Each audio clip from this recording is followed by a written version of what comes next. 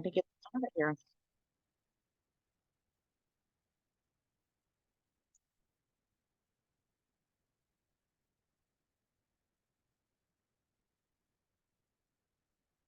All right.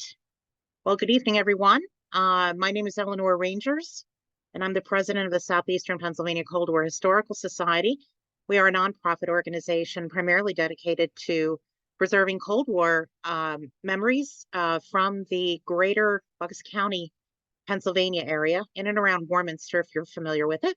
And for those of you who have been to our webinars before and to our live programs in Warminster, we do appreciate your support. This is the History in Our Backyard webinar series. We have also started to do some live programming again in Warminster, which we'll talk about in a moment. And as always, I do want to also thank the folks at the Fuge, which is our venue and our home in Warminster, Pennsylvania. If you haven't had a chance to visit the Fuge, which was actually the old Johnsville Centrifuge, used for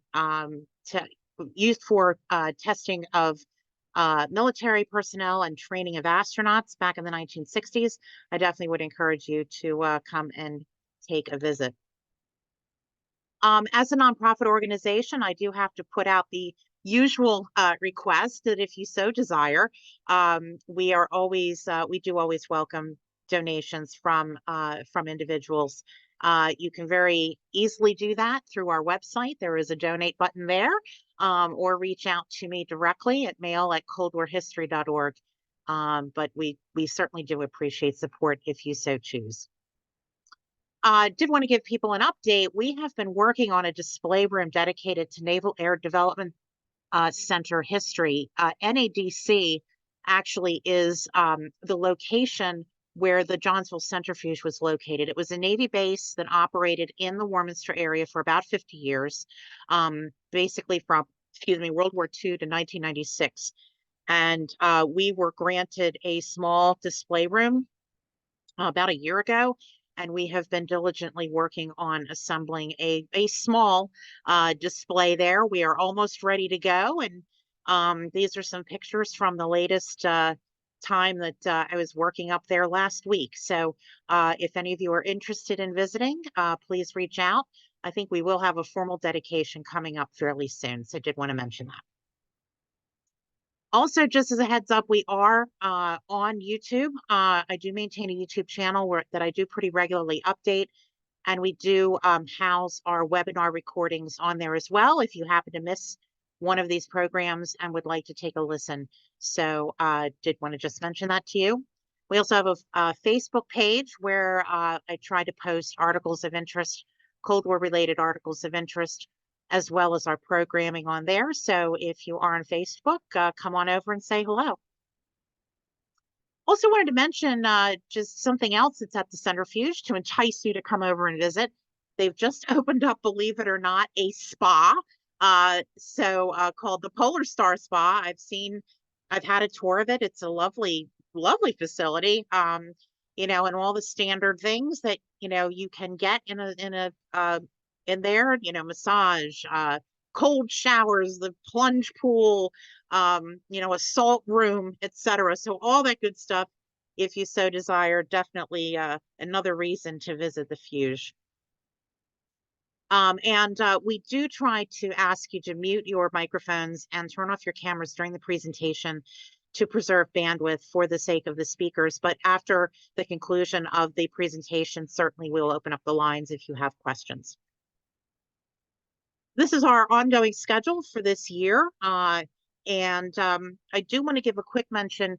Our May program, I've taken off the list. I'm going to have to reschedule our May program, which was actually going to be a discussion of the Apollo telemetry radio equipment from Project Apollo that was used during the lunar excursions.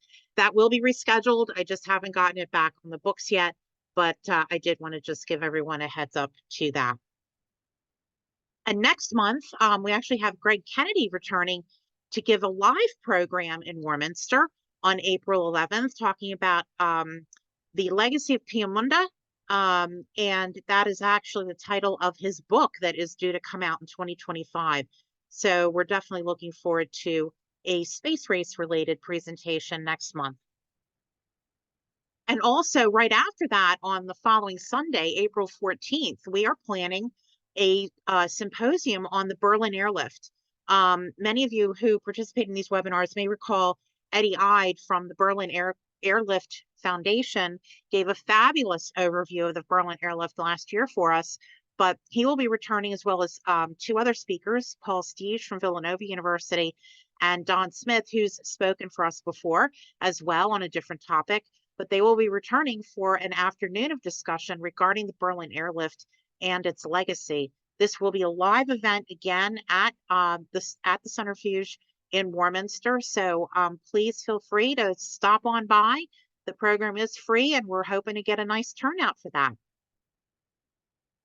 So without further ado, I'm going to go ahead and introduce our guest speaker this evening. Oh, sorry about that. I'm having an issue here. Oh, there we go. Okay. Sorry, I'm a jumpy mouse. So our guest speaker this evening, which I'm delighted to introduce, is Steve Byington. And Steve is actually from Wright-Patterson Air Force Base. I actually saw him give a similar presentation at the Oshkosh Air Show last summer, and it was such an interesting presentation. I knew that this would be something that would be of interest to my regular webinar attendees. Steve is actually a resource manager at the Environmental Branch Installation Management Division, 88th Civil Engineer Group, 88th Air Base Wing, Air Force Life Cycle Management Center at Wright-Patterson Air Force Base in Ohio. He's responsible for ensuring the installation remains in compliance with all federal, state, local, Department of Defense, and Air Force regulations and policies pertaining to the management, preservation, and promotion of Wright-Patterson's vast historical and cultural assets. Working with base civil engineering, he assesses potential impacts of construction projects and provides technical assistance in support of the Air Force's various missions. He began his career with the Air Force in July of 2019 as an architect and graduated from Texas Tech University in June 1991. He served as a design professional with several Dayton-based architectural firms, where he led projects ranging from small-scale residential to multi-million-dollar educational and research facilities. And prior to his current position, Steve was a design manager, Construction Management Division, 88th Civil Engineer Group, 88th Air Base Wing, Air Force Life Cycle Management Center, Air Force Materiel Command at Wright-Patterson Air Force Base. So without further ado, I am going to turn the podium over to Steve, and let me exit my presentation so he can pull up his presentation. So welcome, Steve. Thank you very much. Let's see if I can figure out how to do the share. Okay, we'll see if this begins here. You got it. Okay. Okay, well, thank you very much. I appreciate the introduction. All of that talk was basically a long-winded way of saying that I'm an architectural historian for Wright-Patterson Air Force Base. What I do is make sure that we're preserving the heritage of the base through making sure that the Air Force mission continues to move forward while still preserving the historic integrity of the buildings that we have on base. So I'm going to try to go through this fairly quickly. It's a lot of slides. Generally, this presentation takes about an hour and a half, 2 hours, but I'm going to definitely cut that a lot shorter because I'm sure you guys don't want to hear every single detail about Wright-Patterson. But let's start off. Is it go? Okay, there we go. So if you're not familiar with Wright-Patterson Air Force Base, we're in Dayton, Ohio. We're in the southwest corner of Ohio, just above Cincinnati. One of the reasons, well, I'll get into it, but one of the reasons that Wright-Patterson is sort of associated with aviation history was this is where the Wright brothers are from. So the story of Patterson basically starts in Dayton, Ohio in 1899 with the Wright brothers themselves. In 1899, the brothers are bicycle shop owners. They're entrepreneurs with a small printing press and newspaper business. But Wilbur gets very interested in flight at that time. In the late 1800s, there were a lot of aviation fanatics out there who were trying various different things to become the first people to fly. Wilbur gets involved in it because he sees it as a technical challenge that he could take on and try to solve. It's one of these things where both Orville and Wilbur, neither one of them graduated from high school. They were sort of self-taught in everything that they did, but were actually just geniuses, both mechanically and academically. So as everybody knows, the story of the first flight takes place at Kill Devil Hills in 1903. This is one of my favorite shots. This actually took place. The first flight was on December 17th. This was taken on December 15th.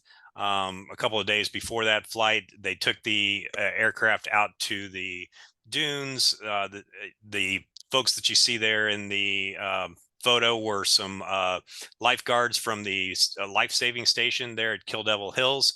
They helped the brothers, who they thought were crazy at the time, take their machine out onto the dunes. I just love this picture because you can see the little boy and his dog there with his dad, probably looking at this machine thinking there's no way it's ever going to fly. But 2 days later, they do make the first flight on December 17th. Now, I'll say that as somebody from Dayton, Ohio, basically we say North Carolina might have been the first in flight, but the birthplace of aviation is Dayton, Ohio. So first flight on that December 17th, basically the longest flight they had that day, they had 4 flights. The longest one was about 57 seconds, covered about 800 feet. The reason they'd gone to North Carolina was because of the great wind conditions they had there. But after making that first flight and realizing that it was possible, they realized that for this invention to be successful, they needed to be able to do it everywhere. They couldn't just depend on the wind of North Carolina. So they come back home to Dayton, Ohio, get a small piece of land loaned to them from a man named Huffman. He has a set of land outside the city of Dayton. And so in 1940 or 1904, they build a little small hangar and they take their aircraft out there. They build a railing system and they start doing testing. 1904 was not very successful for them. They were able to get slightly larger, longer flights, but usually not much more than about a minute 30 seconds. One of the other problems that they had was because the aircraft needed to fly into prevailing headwinds. They would set up their rail system, which would take them about a half hour, 45 minutes to get the rail system into the prevailing wind. But by the time they set it up, the winds would actually change. So they had some real problems getting the aircraft into the air because they couldn't get the right wind conditions that they needed. Eventually, they come up with the idea of building a catapult system to pull the aircraft into the air along that railing system so that they didn't always have to be into the prevailing wind. The image at the bottom of the screen shows that catapult system.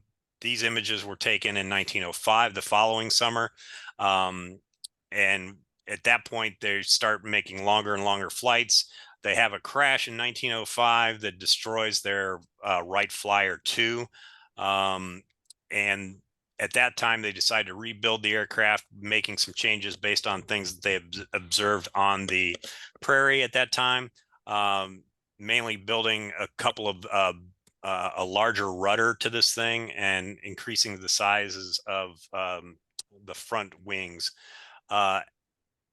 In 1905, they definitely get a lot longer flights. At that point, they're starting to get flights that are in the range of about 20-30 minutes, where they're flying for 15-16 miles. And by the end of 1905, they've realized they have an aircraft that they can take off, fly around, do figure eights, do circles, and land wherever they wanted it to. So at that point, they realized they have a functional aircraft. Between 1905 and 1909, they spend most of their time trying to sell the aircraft to the U.S. government. They're not very successful at the very beginning, and eventually they end up going to Europe to try to sell it over there. But eventually, the U.S. Army figures that they can use this this invention, and they purchased the very first aircraft in 1910. Between 1910 and 1916, Orville and Wilbur have a flight school out at Huffman Prairie. This is an image from 1913. The hangar has gotten considerably larger at this point, and they're flying various different models of aircraft. This is the Model E. It's a very rare photo and a very rare aircraft in that it was the only Wright brothers aircraft, well, one of two that had only a singular propeller. This was a pusher type, and you'll see a little later one of the tractor ones that they built. But this is Orville himself flying over Huffman Prairie at that time. That flight school from 1910 to 1916 taught some of the very first aviators in the entire world. If you're familiar with General Hap Arnold, at that time he was a second lieutenant in the Army, and he is stationed out here at Huffman Prairie to learn how to fly from Orville Wright himself. Eventually, the Wright brothers do start developing different aircraft. This was the very last one they developed, the Model L, which is a tractor propeller aircraft biplane. In terms of being inventors, they were very successful. In terms of being businessmen, they were not so successful. So this was one of the last aircraft they built, and they spent most of their time, well, by 1916, Wilbur had already passed away, but Orville was still working with various different companies to develop technological inventions for the aircraft. And this is just a photo of him later on working with a group called Airco on the de Havilland 4, and this was 1918. He was really interested in engine development, so this is just a photo of one of their projects. So 1916, I mentioned that the school went from 10 to 16. In April of 1917, the U.S. gets into World War I. 2 months later, in June of 1917, the government founds Wilbur Wright Field. And let's see if I can show with the little arrow here. Wilbur Wright Field amounts to sort of this area over here next to the yellow spot, and then a little bit of area over here. They basically develop, this is an image of Wilbur Wright Field from 1917 to 26, but they build a series of hangars along close to very close to Huffman Prairie. They build a series of hangars. They build barrack buildings, workshops, mechanic facilities, those type of things. As they start teaching, it was only one of 4 aviation schools in the entire United States that were teaching pilots to fly during World War I.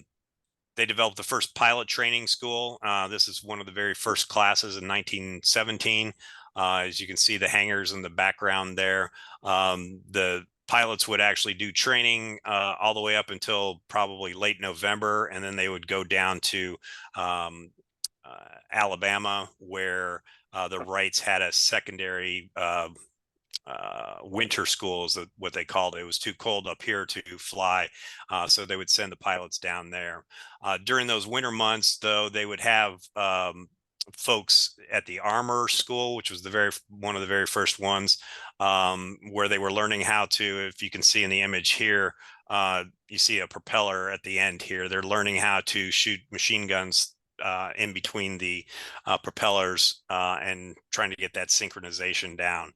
They were also developing bombing techniques, figuring out how to drop bombs from aircraft. All that was taking place in 1917 and 1918. And also they had a mechanic school. With these first aircrafts being built, they needed people to be able to fix them quickly, to understand all the concepts that went into it. So there was a mechanic school there for a while as well.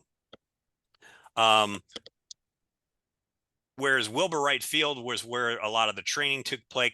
McCook Field, which is in very close to downtown Dayton, was where research and development was taking place during this early time period. So 1917 to 26, this is where a lot of new planes, propellers, wings, those type of things were being developed.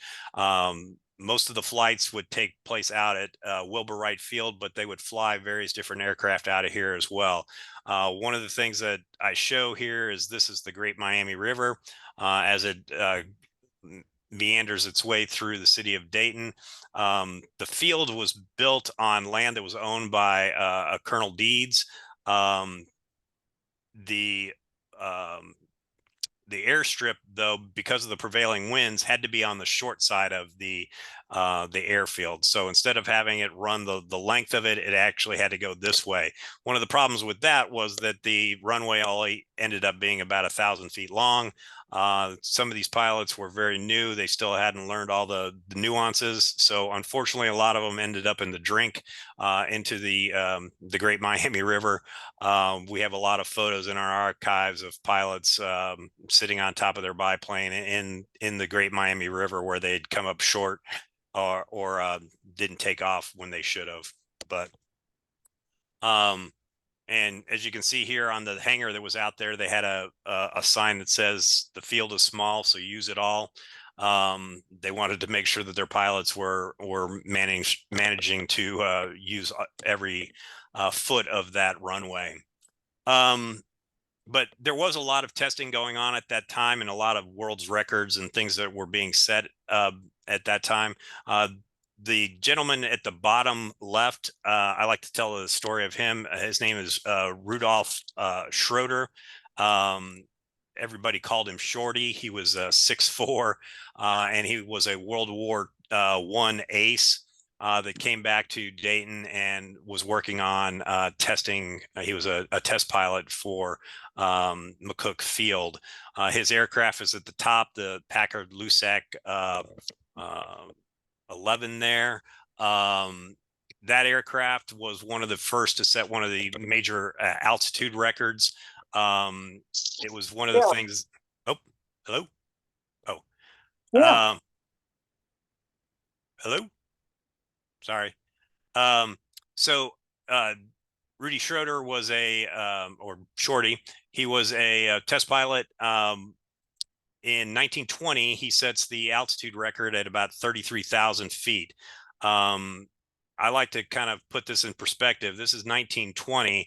The Wright brothers had their first flight in 1903, so that's 17 years later. Really, though, aircraft in terms of production really hadn't taken off until about 1909, 1910. So even in a short 10-year period, they're going from barely getting off the ground at Kitty Hawk to flying an aircraft at 33,000 feet. The story about Rudy, though, is that his last flight where he set the record at 33,000 feet, he ended up, because he got up to this height, he was having difficulty breathing. He was sucking in fumes from his engine. There was not enough oxygen at that level, so he started to get a little lightheaded. Also, at that level, his goggles were starting to fog up. So at one point, he lifts his goggles to try to clear them. At 33,000 feet, the temperature is extremely low, so his eyeballs actually freeze open. Seconds after that happens, he actually loses consciousness and goes into a dive. Fortunately for him, he was able to pull out of that at about 2,000 feet above McCook Field and land the plane safely. But because of the damage that was done to his eyes at that time, he was never able to fly again. But he did become one of the very first advocates for pilot safety. He worked the rest of his life trying to make sure that pilots had the best of safety equipment and took the right precautions while they were flying. But a lot of aviation technology was being developed at McCook Field here.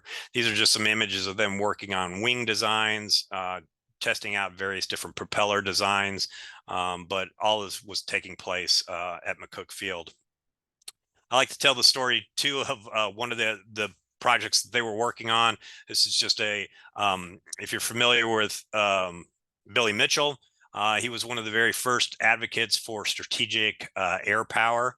In 1920, he sets up a contract to build a strategic bomber. He had the goal of being able to sink a battleship at that time. Nobody thought that could ever happen. But he gives this designer, Mr. Barling, a set of instructions to be able to create an aircraft that can fly at 10,000 feet, carry 5,000 pounds of bombs, and at least go 100 miles an hour. So eventually, in 1920, they build this Barling bomber, which is as you can see, the XNBL-1. Just for idea of scale, if you look right here where my arrow is, that's a full-size man. This aircraft was enormous. You can see the little Model A here sitting underneath the wing. It had 6 engines on this thing. It had real difficulty getting in the air, though, because of the tri-wing design. There was a lot of drag on the struts and the guide wires here. So it was very underperforming in terms of an aircraft, but they did get it in the air, and we have some photos of it flying around above Dayton. They ended up having to build a special hangar for it as well, because the wings would actually collect water and snow at various different times, and they were concerned about that. But some of the innovations of this aircraft was that it was one of the very first to have an aluminum skin. It was also the very first aircraft to have bomb bay doors at the bottom. Previous to this, they were basically just launching them out of cockpits. One of the other stories, though, I tell about this aircraft is that after they built it, they got it in the air. The folks at the Pentagon who had paid for this wanted to see a demonstration of the aircraft. So they take off from Dayton, flying towards Washington. But because of the undersized engines, they weren't able to get over the Appalachian Mountains, and they had to turn around and come back to Dayton. So this was a project that lasted for about 3 or 4 years, but it eventually was scrapped, and the aircraft never went into production. This is just a headline from Dayton Daily News. Between 1917 and 1924, the Army was always looking to move that aviation technology and research development area from Dayton to a new base that they built at Langley, Virginia.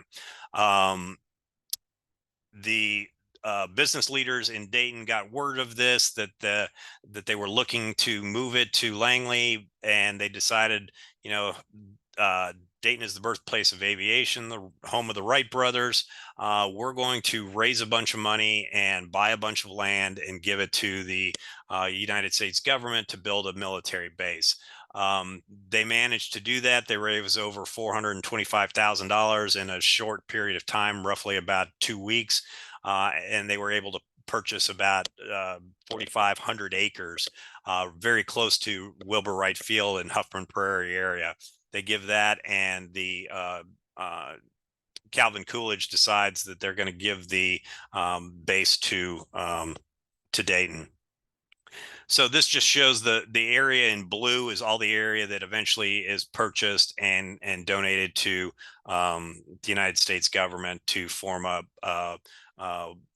At that time, before that, it had always been called Wilbur Wright Field because Wilbur had passed away. But in 24, when they buy this land, they decide the new base is going to be called Wright Field to honor both Wilbur and Orville. There's just a picture up in the top corner of in 1926 the dedication of Wright Field. Orville is there. He cuts the ribbon, and then this is the first development at Wright Field in 1927, where they're building lab buildings.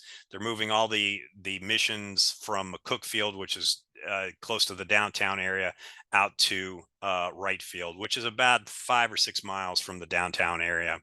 And you can just see the various different shops and power plants, wind tunnel buildings. They had an armory, armament range here as well to do testing. So they start the development of Wright Field. This is just a photo of the dapper young folks taking the trolley out from the city center of Dayton out to Wright Field at that time, probably right around 1929, 1930.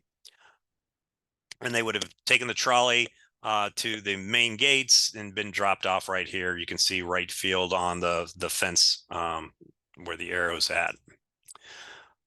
In 1931, part of Wright Field is redesignated as Patterson Field. It's named in honor of Frank Stewart Patterson, who was a test pilot during World War I.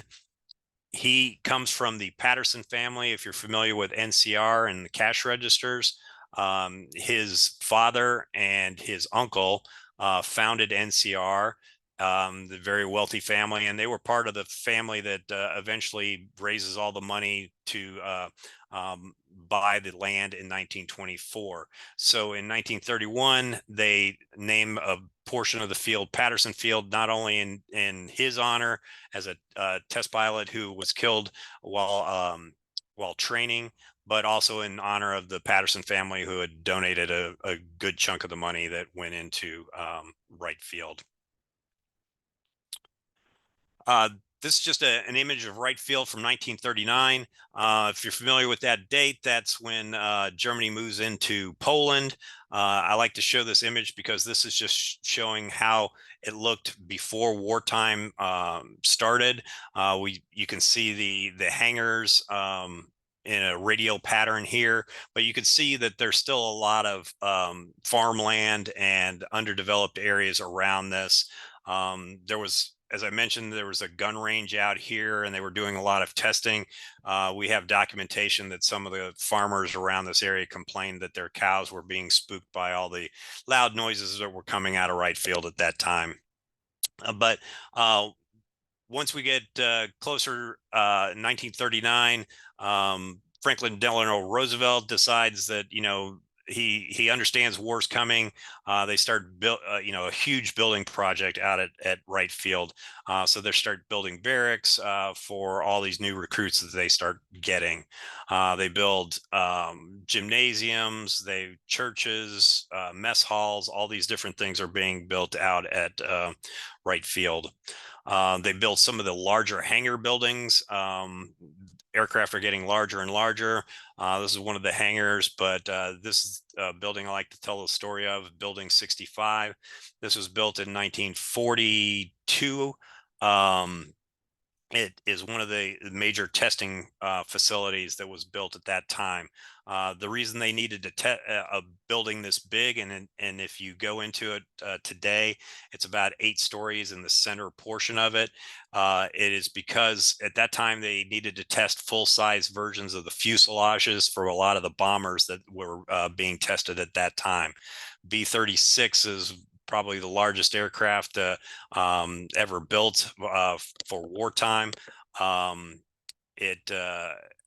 As you can see in the photo above, it had 6 propellers on it. It had 4 jet engines on it as well to get the weight of it into the air. They always said that it was 6 turning and 4 burning.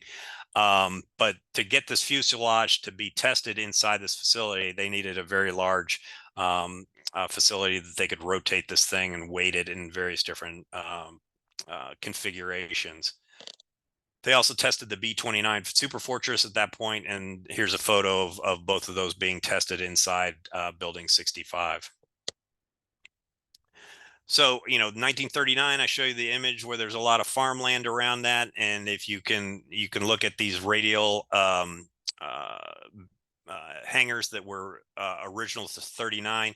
You can see now all this area is being filled in with all kinds of other facilities, mainly barracks and training facilities for pilots. The runway is getting a lot larger, and we're starting to see more testing in different areas. These hangars that were built out along this area end up being the Army Air Force, the Army Air Force test pilot school. Probably one of the most famous guys at that school was Chuck Yeager, the fellow you see here. It's interesting though that he was never an actual test pilot at Wright-Patterson. At the time he came to Wright-Patterson, it was after, it was towards the end of World War II. He was a fighter ace in World War II. But when he came back, he wasn't allowed to be a test pilot because he didn't have the education. He never graduated from college. So all they would let him do is be a maintenance officer for the test pilots, which basically meant that after an aircraft was tested by a test pilot and the maintenance was done on it, he would then take that aircraft up and just make sure that all the maintenance had been done right and that the test pilots would have an aircraft that they could fly. He's notorious for when he would do these maintenance flights, though, he would kind of push the envelope of what was possible in some of these aircraft. And some of the leadership decided to eventually send him to test pilot school. And we all know that in 1947, he eventually breaks the sound barrier. One of the other things that's going on during this time is a project called Silver Plate. You might be familiar with that, particularly if you've seen the movie Oppenheimer. But at that time, the Army Air Force is figuring out how to modify B-29 aircraft to deliver the atomic bombs. The Manhattan Project created full-scale models of their bombs. They were shipped to Wright-Patterson Air Force Base, or at that time Wright Field. And then the modifications were made on 15 different B-29 Silver Plate aircraft that were modified here, then flown out to California where they did the testing before the actual atomic bomb drops. This photo right here is Boxcar, which was the B-29 that dropped the second atomic bomb on Nagasaki. This aircraft is in the collection of the National Museum of the United States Air Force here in Dayton.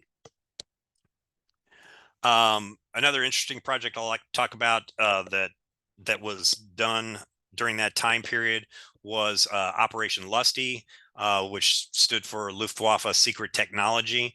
Hap Arnold, who was the commander of forces in World War II, decides that as we were coming to the end of World War II, that he wants to have a collection of every single item that the enemy had during that time period in terms of aircraft, missiles, armament, all of those type of things. So he gets a collection of one of everything he possibly can and has it flown or delivered somehow to Wright Field, and they do testing on it. They kind of do reverse engineering in these 4 hangars that are along the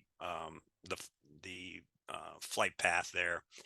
These are just some examples of those aircraft here. And I can go into a long detail of all these different aircraft. They're very, very interesting, but we'll keep moving along. This is probably one of my favorite photos from about that time period, 1945. Out on the flight deck, you would have seen aircraft of virtually every type imaginable. There would have been all of the U.S. planes. There would have been Allied planes there, and then enemy planes as well. You would have seen German Luftwaffe aircraft. You would have seen Japanese aircraft. There would have been just a little bit of everything, because this is where we were doing a lot of our military testing. so towards the end of, and I'll just show, this is Patterson Field on the other side, around 1939.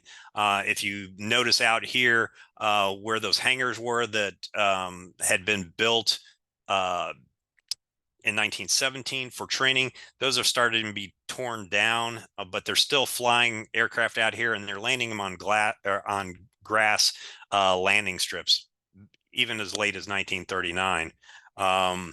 There's, just like Wright Field at Patterson Field, they have a huge building program during World War II, where they're building the same type of buildings that I showed earlier. But by 1945, you can see that now we've got large runways out there. We're building a lot larger hangars, and then there's just a lot more development in terms of research and storage and those type of buildings. I think one of your members mentioned something about a building associated with the Dodge brothers. This area up here is what we call the brick quarters. It's officer housing that was built in 1935 for the officers. It's about 95 different Tudor style homes. In 1936, they start building a new officers club there, and you can see the building about where my arrow is right now. They build that facility. The story from the person who had sent an email in said that they thought that this was the Dodge mansion. It was never a mansion for the Dodge family, the Dodge brothers. What it was during that time period, the son of the two Dodge brothers, or one of the Dodge brothers, Horace E. Dodge, his son joined the Air Force, or the Army Air Force at that time, and was stationed at Wright-Patterson.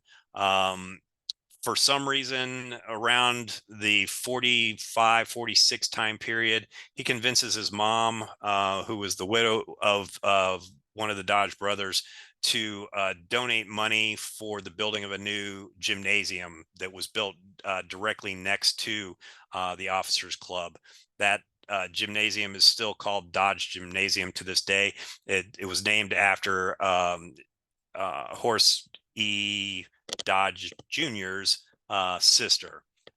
So she had passed away a few years prior.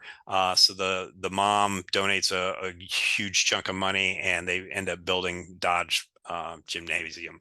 That's just a small aside, but that's where, and I will say that until the question came up, I never knew what the history of that building was, but it was associated with the Dodge brothers, but the club was never their mansion.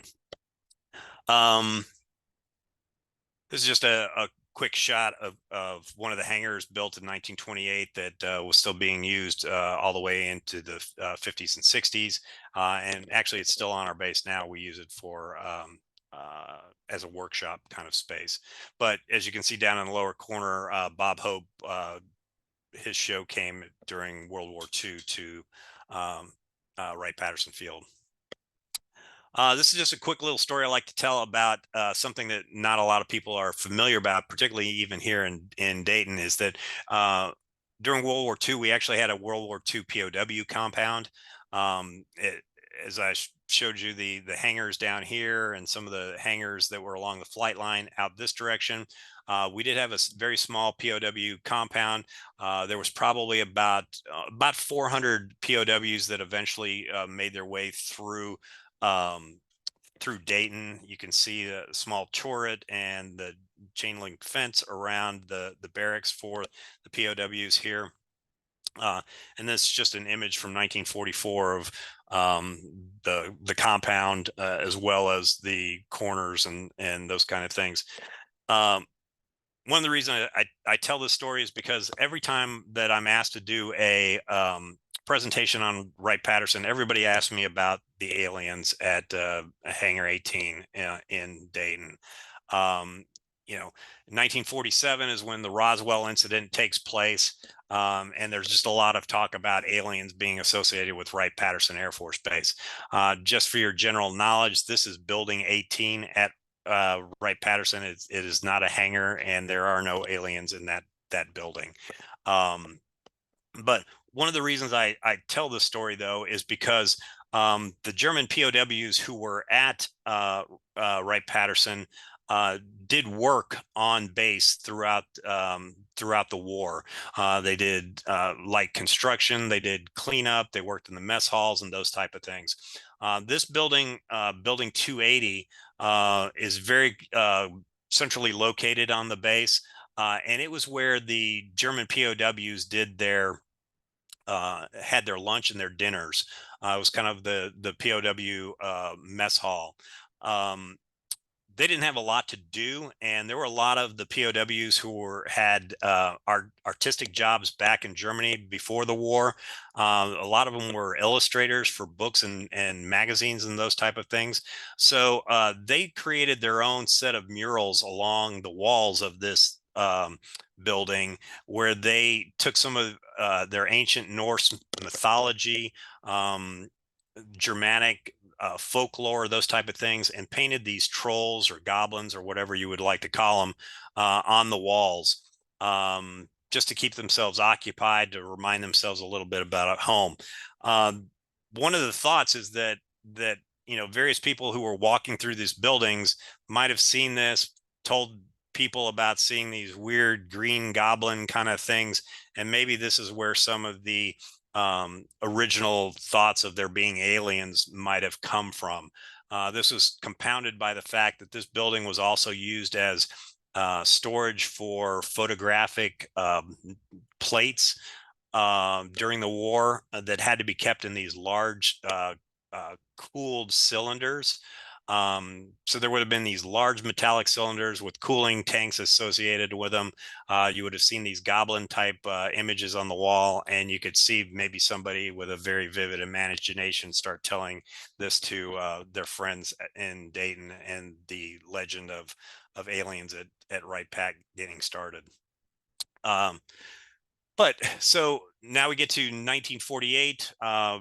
This is when the United States Air Force is actually founded. We're no longer part of the Army. We're our own branch of the service at that point. This is just a ceremony that took place at Wright-Patterson at that point. Before there, it had been Wright Field and Patterson Field. With the development of the Air Force, it becomes a singular base, and we become Wright-Patterson, which is what we are known to today.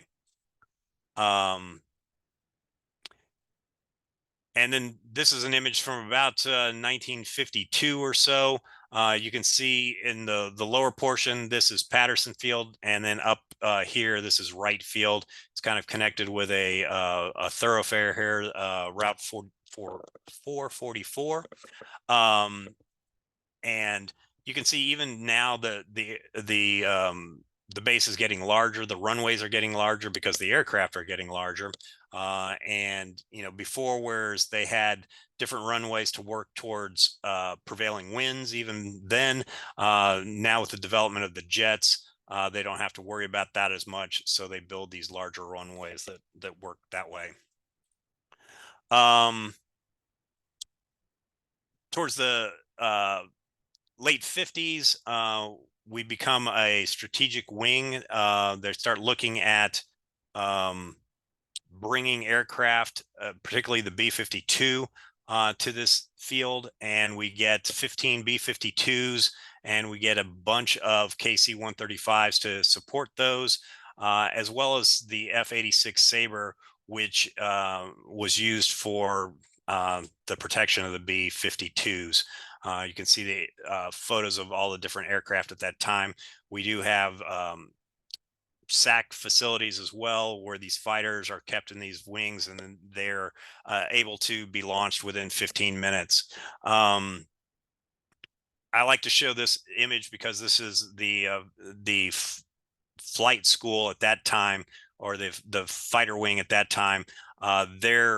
their symbol actually had one of these goblins that we think that they might have seen on the walls of building 280, which I mentioned earlier. But we're doing a lot of, still doing a lot of testing. They're taking the F-86 out onto these large testing facilities where they take the full aircraft out there and just fire the weapons to see the efficiency of those things. But we're also doing just an incredible amount of research and development. The image to the left there shows the F-105 and a scientist out in front with every portion of that aircraft that was developed here in Dayton. All the technological equipment that went into that aircraft was developed here in Dayton. We're also doing testing with the F-4, the Wild Weasel. During Vietnam, they were working on avoiding radar detection. So that was one of the aircraft that was being worked on here.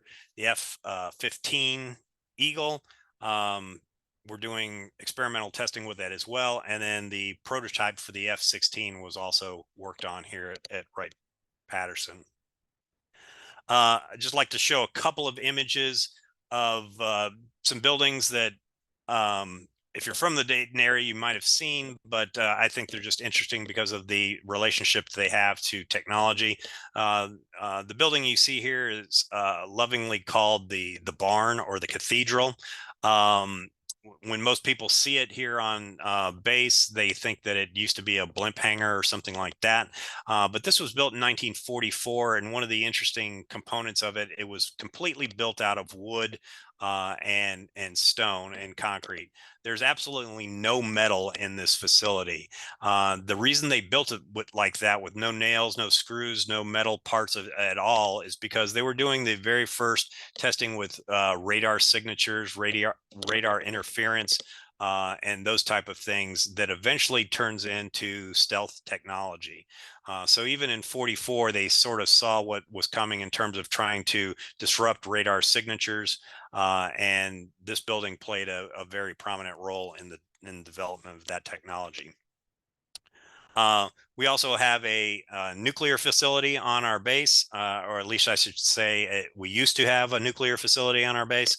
In 1950 or so, after World War II, the Air Force gets the idea of actually creating nuclear-powered aircraft. There's a program that's developed for that, and they start building a nuclear reactor at Wright-Pat in 1950. 1952 or 53, they start constructing the interior of it. They get the nuclear reactor finished in about, let's see, I'm going to check my dates here.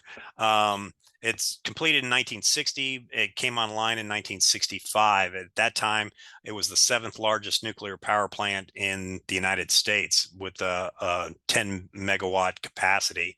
But prior to that, they were still working on this aircraft, which was the Test 36, the Corvair Crusader. It's another one of those B-36s with the 6 turning and 4 burning. And as you can see on the tail here, they actually have the nuclear symbol. This aircraft did get a nuclear reaction to take place inside the aircraft. But as you can imagine, the lead protection that they had to put, the lead coating that they had to put on the inside really reduced its capacity to fly. They never got the nuclear power to actually turn any of the propellers or the engines. All they got was a nuclear reaction to take place inside the aircraft. This project was scrapped very early on, but they continued to build the nuclear reactor. It was used for testing for a long time and eventually was closed in 1971. But even to this day, we use it for radioactive testing and those type of things. Probably should speed up here a little bit. Couple other interesting buildings that I like to talk about is the Foreign Technology Division that was built. You could see the the development of that in terms of airspace intelligence. These are the various different iterations of that building from 1951 through basically this year. We just finished completion of this new National Air and Space Intelligence Center, and it's completely open. One of the reasons I also show this is because if you're familiar with the Project Blue Book, which was related to the aliens that we were talking about earlier and UFOs, Project Blue Book was run out of Wright-Patterson between 1952 and 1969 when it was finally shut down. So that's another reason I think that we have a history of people believing that there might be aliens at Wright-Patterson. Just quickly, between 1971 and 1994, we get away from the SAC realm and we become a test wing. We're doing modifications of aircraft, particularly in the radar senses. So we have a lot of very strange aircraft on base that between that time period. And then in 1994, we get an active mission for an airlift wing in the 445th. We start off with the C-5 Galaxies in 1994. We eventually get some C-141 Starlifters. And then finally, the aircraft that we still fly today is the C-17 Globemaster III. This airlift wing is very busy. They are the ones that just about any time you see C-17s flying, internationally, a lot of them are coming out of this particular base. And then the last thing I will talk about is the National Museum of the Air Force. I mentioned that the story of research and development really starts at McCook Field in 1917. By 1925-26, when they start moving over to Wright Field, they start packing things up and they realize that instead of throwing away a lot of this history of development of aircraft, that they need to start saving this. So they build small museums, they put a collection together. It's moved around on base, but it's all basically top secret and classified kind of information, as well as the aircrafts themselves. So nobody really gets to see that until 1954, when they finally decide that they want to create a public Air Force museum to highlight the Air Force's history. So they find a large hangar out here and turn that into the very first public Air Force museum, Building 89. That is in effect from 54 to 97. The unfortunate part about the hangar that they chose is that it had a very small footprint in terms of the columns that were inside of it. So they couldn't really get a lot of aircraft inside. So you can see they end up putting a lot of these aircraft outside, and being outside does not really work very well for these aircraft. They fade very quickly. A lot of their parts get dried out and those type of things. So 1971, one of the Kettering family here in Dayton decides to raise a bunch of money, and they build the first National Museum of the United States Air Force hangar building. At that time, we had to move a lot of the aircraft because the first museum was on Area A, which is the old Patterson Field. The new museum was built in Area B, which is the old Wright Field. So as you can see, we had to move a lot of these aircrafts right down the highway, basically, and close off that portion for a good chunk of time. Eventually, where we're at today is we have 4 hangars. At the National Museum of the Air Force, we have over 375 aircraft undercover that range anywhere from the early Wright brothers era aircraft all the way up to the presidential aircraft that we just built the newest hangar for. And this is just an image inside that. We have 4 Air Force Ones. Then we also have, some C-17 Global Reach things. We have many of the components of the space shuttle out here as well, and just an incredible collection. So I highly encourage you, if you get the opportunity, to come out and visit us in Dayton at the National Museum of the Air Force. And then the last thing, I will just kind of give you some basic facts about Wright-Patterson. We have a workforce of a little over 32,000, I think, at this point. Um, the vast majority of those are civilian. We probably got about 5,000 to 6,000 military on base, but a lot of civilian and contractors. Largest single site employer in Ohio. Economic impact is definitely closer to 5 billion a year now. And we have about, as it says here, a little over 8,000 acres of land that make up the base. In terms of actual missions on the base, we have probably closer to 120 now, I would say. But these are some of the larger ones: the Air Base Wing, the 445th Airlift Wing, NASIC, the National Air and Space Intelligence Center, Air Force Research Labs, Air Force Institute of Technology. All these different large programs are based here at Wright-Patterson. So with that, I thank you for your attention. Did I keep it right at about an hour? I think so. And I guess I will open it up for questions. All right, fabulous. Let me see if I can unshare or whatever.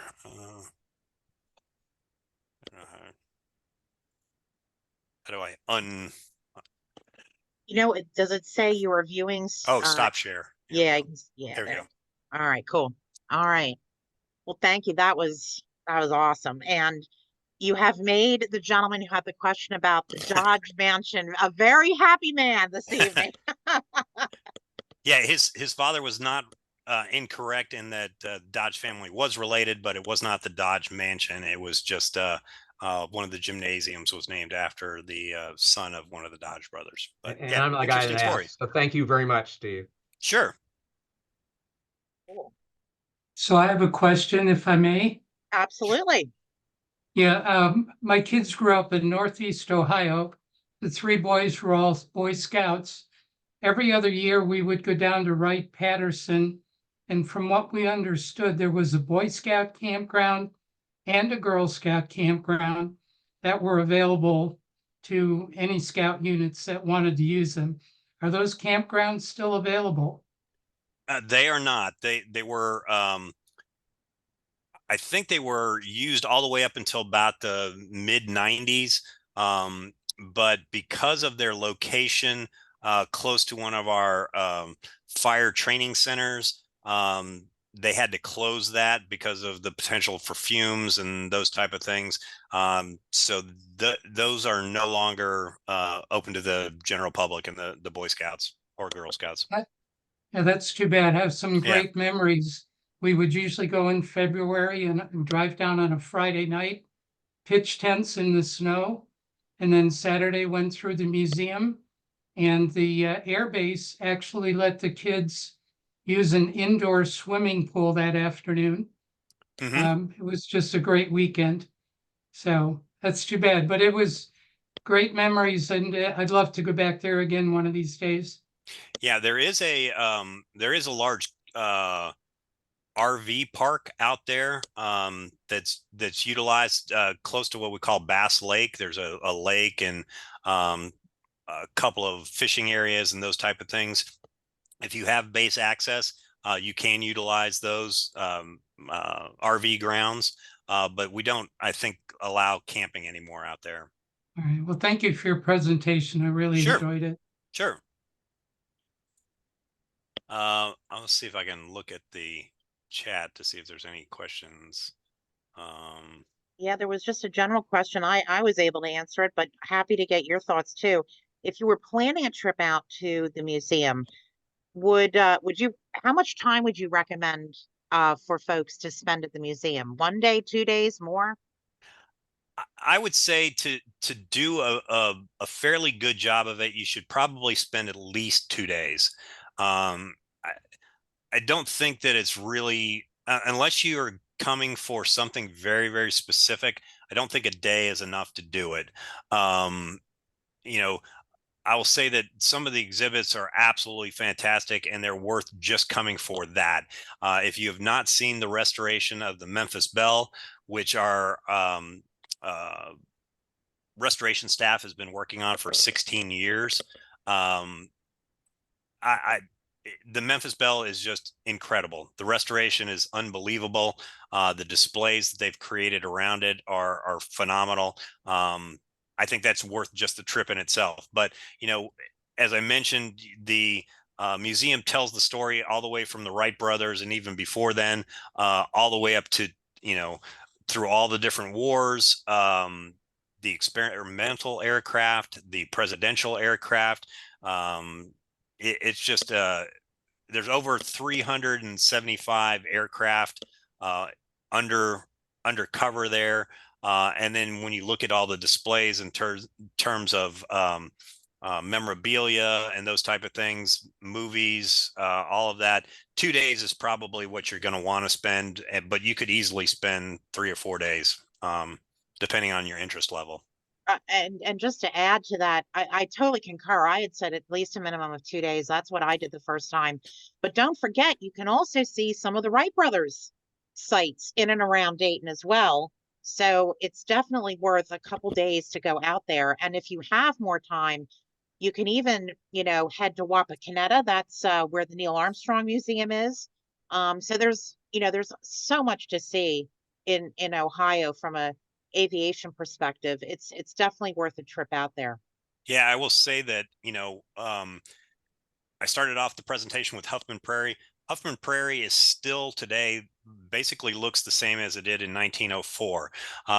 You know, from 1904 and 1905, when the Wright brothers are doing that, they developed their school in 1910 to 16. And they built a slightly larger hangar, but by 1917, that area is under control of the U.S. government, and the U.S. government decided we weren't going to build anything out there. So right now, you can go out to Huffman Prairie, and it's the same ground that was there, you know, back then. And one of the fantastic things about going out to the prairie is that it's right at the end of our flight line. So virtually every day you'll have a C-17 or something else flying in, and it will fly right over the area that the brothers developed the first controlled flight. So it's just it's a moving experience to think how far we've come in those years. Between when they were flying this thing made of wood and fabric, to seeing, you know, I've seen B-52s fly out of here, the B-2, various different aircraft. It's just a moving experience. And Huffman Prairie is literally about 1.25 miles from the National Museum of the Air Force. So they're very close together. And as you mentioned, there are other areas that you can see that are related to the Wright brothers. I would be remiss if I didn't say that we've got a place here called the Carillon Historic Park that is close to the downtown area. That very first aircraft that the Wright brothers used to develop controlled flight in 1905, it's called the Wright Flyer 3. That is considered the very first functional aircraft. The one that's in the Smithsonian was the very first one that they flew in North Carolina, where it basically went up and came down in a straight line. That wasn't a functional, usable aircraft. I mean, it was a proof of concept at that point. Yeah. But it wasn't until they came back and developed the Wright Flyer 3 that they had a usable aircraft. That Wright Flyer 3 is at Carillon Historic Park. It's its own National Historic Landmark. It is the only aircraft in the world that is a National Historic Landmark. So you can visit that at Carillon Park. It's pretty amazing to see. Yeah, definitely agree. And there was a question in the chat. Huffman Prairie is open to the public. Yes, you can drive over there. I've done it. And it's funny, I made the same comment, Steve, to someone in the chat earlier, that picture that you showed of Huffman Prairie, I said, it looks just like that today still. Yep, it really does. Yeah, the Huffman Prairie is owned by the Wright-Patterson, but we actually work in cooperation with the National Park Service because it is a national park. So it is open to the general public. You can walk out there. We have a replica hangar built of that original 1904 hangar that they had out there. And then we have an interpretive center that is at the Wright Memorial, which is just up the road from that sort of tells that early story as well. And that is run by the National Park Service. And if you happen to be one of those people that collects the passports, national park stamps, you can get your stamp there at the Interpretive Center. John Handy, you had your hand raised. Yeah, Steve, I'm the guy that asked about the Dodge Mansion, but I'm also a retired Air Force civil engineer. So I'm curious because in the past, there was an Air Force, or there was a historian on every base, and they would often not hire that. It sounds like you work in civil engineering and you're almost doing the same job. Is that pretty normal now across the Air Force? No, it's not really that normal. Almost all bases have a historian. Because our base is so large and we have so many MAGCOMs, there's an AFMC historian, there's an AFLCMC historian, and they all have their their roles. We used to have an 88th Air Base Wing historian as well, that told the story, but as the cultural resources manager, the person who's sort of in charge of making sure that Huffman Prairie is kept up, that all our historic buildings are maintained as well. I've learned the history of all these things. I'm excited about that. I'm an architectural historian and just history buff in general. So I've sort of developed a relationship with the National Park Service, and I just love the opportunities to tell the stories of the base. So it's not a typical thing. The majority of CE cultural resources managers will just sort of work on making sure that the compliance is maintained. I like to take it to the next level simply because I just love what I do. Okay, and one more civil engineering question is that the civil engineering school used to be at Wright-Patterson Air Force Base, but I think it's gone now, isn't it? No, it's still here. It's at the Air Force Institute of Technology. There's a civil engineering school that's part of that. So yeah, a lot of our officers and enlisted go through that civil engineering school. I was one of them. All right, thank you. Okay, yep, still here. Jim Blackman, you have your hand raised. Well, thank you, Steve. Jim Blackman calling from Dayton. A question on your day job. Recently, a storm at Wright-Pat damaged, I believe, Hangar 4E. Yes. Part of there. I assume that's a historic building. Will that building be required to be restored to its previous condition, or be allowed to be restored to its previous appearance? Thank you. Yes, that building. If you remember one of the slides I showed there where Operation Lusty was, where they did testing on some of the old aircraft from World War II, that all took place in that Hangar 4. So it is a historic building. That's where the original test pilots flew out of, those type things. For about the last probably 30, 40 years, those hangars have been used by the museum as restoration space for the aircraft that go into the National Museum. The Memphis Belle was actually restored in those buildings. We have a couple of aircraft that are under restoration in there as well now, a B-17, I forgot what it's called, the Sluice, I think. But yeah, we got hit by a tornado about 2 weeks ago. Damage was not that bad to anything on the inside. Fortunately, we didn't lose anything in terms of artifacts on the inside, but that building will need to get repairs that'll have to be in compliance with state historic preservation standards. So that's one of the things I'm working on right now as part of my day job, is figuring out how we can do a quick repair to it to keep water out, because it blew a lot of the windows out of that hangar and damaged some of the doors. So we're looking at doing a fix to that, and then figuring out a long-term fix where we can do a restoration of the building itself. So yeah, we did have a few aircraft out in front of it as well, and if you saw any of the pictures during that time period, they got actually blown into the doors. That's where some of the damage came from. Those aircraft, fortunately, were more for parts rather than waiting on restoration themselves. So they were damaged, but it wasn't anything that was something that they had looked to restore to begin with. So I have a question about Operation Lusty. I know one of the photographs was the ME1, was it the 163, which I think is also known as the Comet.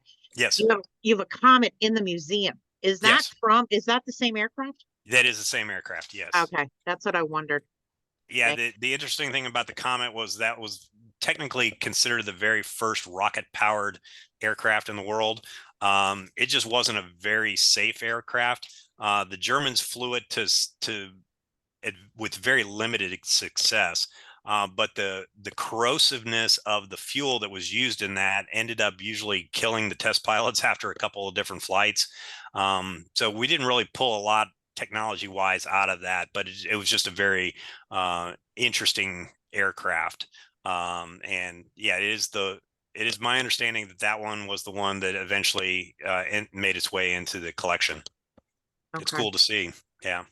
Yeah, that's one of my favorite because it's such a crazy aircraft. I mean, it's sort of like riding a rocket, literally. Yeah, it was only used for I think it was for pursuit. Basically, once bombers got into a range, they would launch this thing to fire at bombers that were incoming. So Yeah.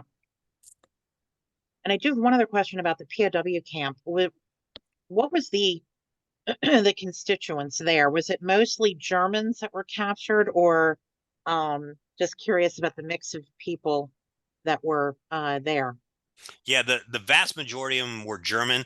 We did have some Italian, I believe, but the vast majority were German. Most of them were POWs that were from the North African campaign. So it was a lot of Rommel's fighters at that point. But as I mentioned, most of them had day jobs. They were just, guys who got enlisted into the Army. From the records that we have, which are not as great as I would like them to be, but we don't see that there were any problems with the POWs. They were, allowed to paint things on the walls. They had not free access of the base. They had guards at all times, but they were allowed to sort of move around the base to a certain degree. But yeah, it's one of those stories that not a lot of folks realize that we had POWs actually here at Wright-Pat. It was also an interesting time because, as I mentioned, Project Lusty had to do with utilizing technology that was acquired, through the war. But we also had a connection with Project Paperclip, which was taking the technology, the intellectual advances that the Germans made, and bringing some of those folks over to work with our scientists in developing more technology. So there was a lot of things happening at Wright-Patterson, and a lot of it was classified for years and years and years. And, now that we were able to start telling the stories of some of those things, people are like, oh my God, my grandfather worked at the base here for 20 years and I never knew what he did. But now I know why he couldn't say anything about what he did, is because he was probably working on something like stealth technology, or, Project Silver Plate or something like that.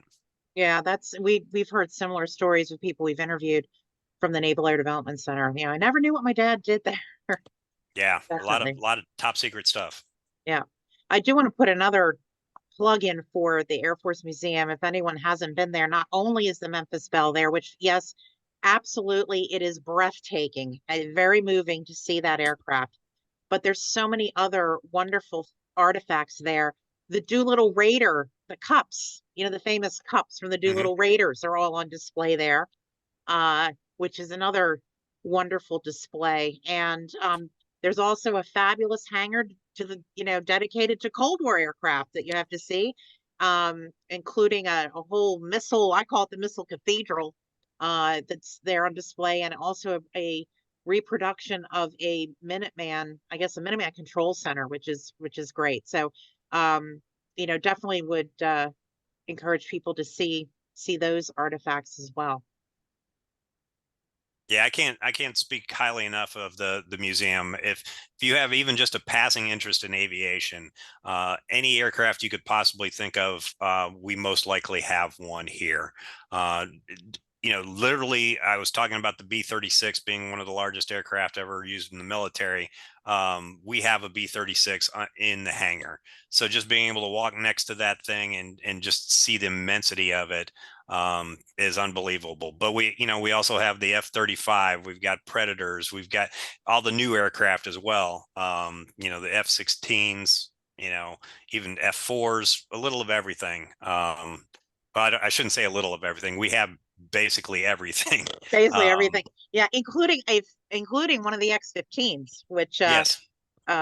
is another and what I love about that one is you can walk all the way around to get a great 360 view of the X-15. So Yep.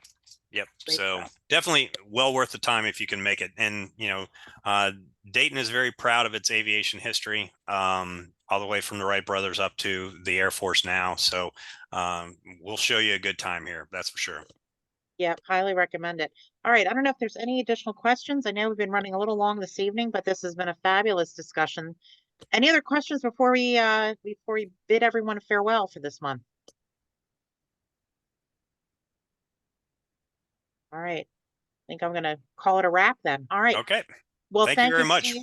Steve, this was great. And for those of you that are in the local Warminster area next month, April 11th, please join us for a discussion of Piemonte. And then, of course, the Berlin Airlift Symposium on Sunday, April 14th. And you will see some advertisements going out shortly regarding both of those programs. So thanks, everyone, again. Stay safe. Have a good evening. And hopefully we'll see some of you next month live. All right. Take care. Thanks. All righty. Thank you for inviting us. Bye-bye.